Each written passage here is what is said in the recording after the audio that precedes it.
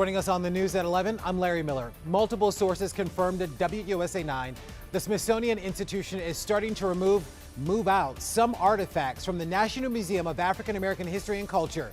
In fact, a civil rights leader and pastor said that he was told the artifacts he donated to the museum were being returned. Our Alexis Wainwright has the full story. Two employees with the National Museum of African American History and Culture told me the museum is moving out some of its artifacts. Now, this news has ignited growing concerns among visitors who travel from all over the world to learn about African American history. I'm not disappointed. And it's unfortunate that people don't realize that if you don't know history, you will repeat history's horrors. Reverend Dr. Amos Brown says he has seen it all. He's been a civil rights activist for 73 years and has been on the front lines of history. But now he feels some of the history is being erased. He received an email from the Smithsonian Institution this month informing him the artifacts he donated to the National Museum of African American History and Culture were being returned. The artifacts included a Bible Brown carried during the demonstrations with Dr. Martin Luther King Jr. and Jesse Jackson, and a copy of History of the Negro Race in America, one of the first books on racism in the U.S. This honest excuse was because they were under too much light. And to be clear, you never asked for these books back, correct? No.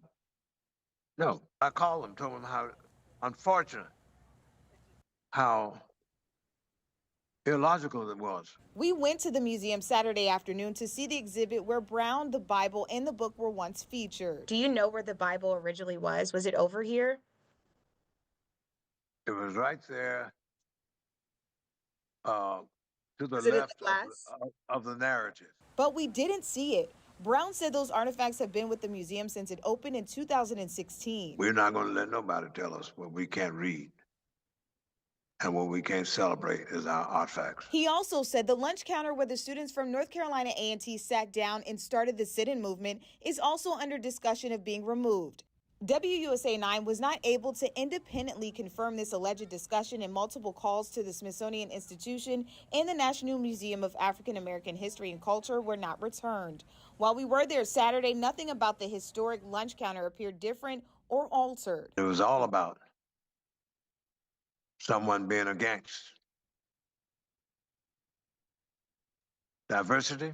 President Donald Trump signed an executive order in March demanding that, quote, improper, divisive, or anti-American ideology be removed from the Smithsonian Institution. That order singles out the National Museum of African American History and Culture as problematic. Most unfortunate directive, order. And visitors we spoke with Saturday say they are stunned. I just feel like that's crazy, and he shouldn't do that because us black people ourselves came a long way, and that's like taking a big part of our culture away. It's very frustrating. I'm glad I had my glasses on because I didn't want my children to see the emotion that was driven up. Now, Dr. Amos says this makes him nervous for the future of the museum. We have reached out directly to the museum and the Smithsonian, but haven't heard back just yet. Alexis Wainwright, WUSA 9.